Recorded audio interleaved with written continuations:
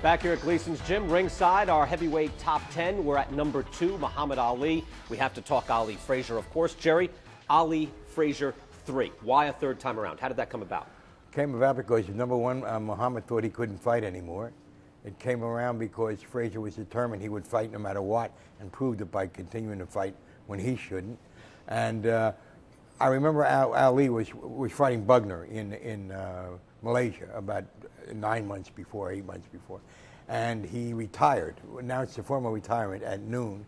And at 2 o'clock, Dave Anderson and I walk into his room, and he's watching Frazier on the screen. He said, he's an old man. He can't fight. He can't.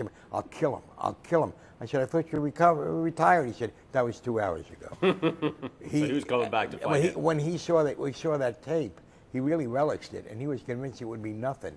Bert, what were your thoughts, again, after the first fight was so crisp and was the fight of the century? I know there's a bunch of them, but this was the fight of the century. And then the second fight did not live up to that. Was there a thought that the third fight could be what it was? Not really.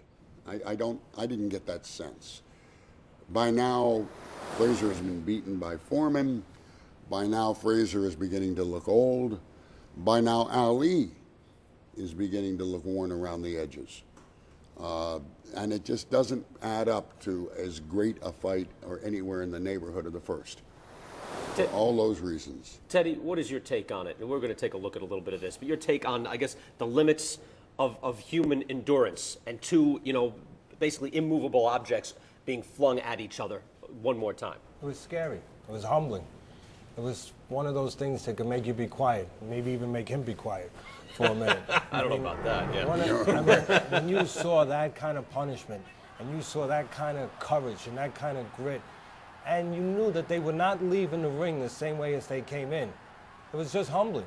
And if you were a human being, it concerned you a little bit to see that kind of punishment. Quite honestly, when guys deteriorate, these guys had deteriorated to the point where it made for a great fight because they were there to find each other much more than they would have found each other when they were younger. Right. And the only thing that remained was their courage.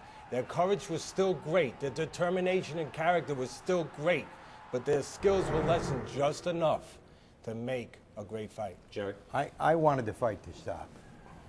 I didn't care who won it. I didn't care who. At what point were you thinking that? I'm talking about the going into the 14th round. When Ali, all he had to do was go like this, and Frazier's done. He couldn't walk the 4 feet to do that. These two guys had absolutely nothing left, and it was so emotional. I just didn't want to see anymore. And I'll tell you, it's one thing I will say, that they are locked together because of that fight, more than the emotions of the first fight, more than the disappointment of the second fight. They made each other better than they were, and that's why it's remembered. One other thing should be pointed out before the scheduled 15th round. Eddie Futch, trainer for Joe Frazier, should be given a large kudo and an award and a memory here because he stopped the fight. Frazier did not want it stopped. That was his will. Mm-hmm. As Teddy said, he willed to go on. Eddie Futch said, nobody will ever forget what you did here tonight. And that's true.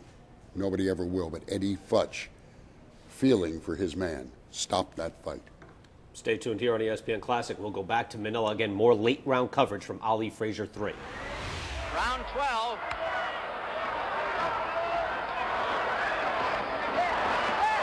Oh! Ali starts the round, every round, scoring heavily.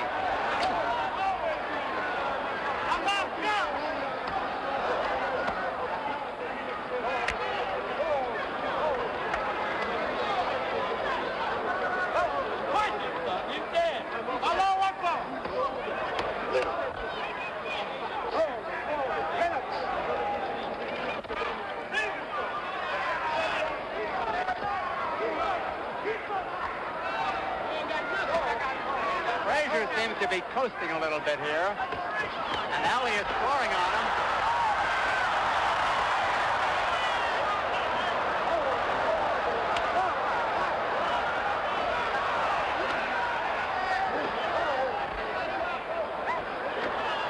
Two minutes left in the round.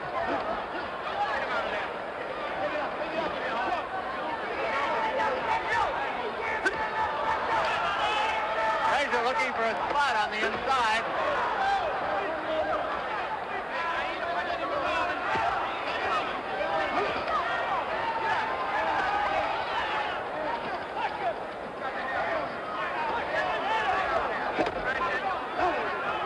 The round half over. Get out of the rope, Sam! Get off the rope! Get off the rope, Tunney! Hey, hey! Take it up, man!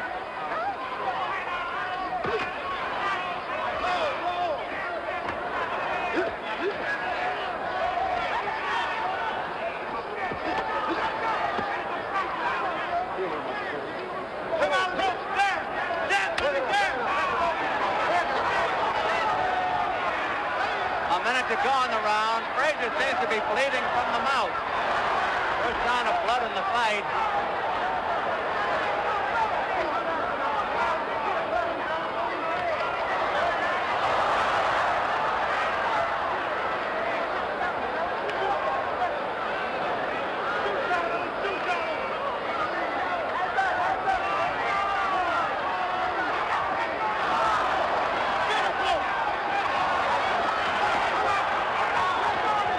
There's a minute to go.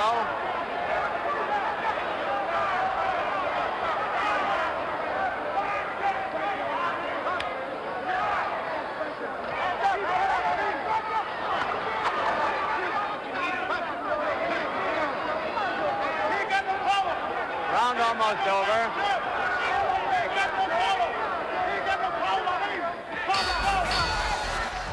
We'll be back.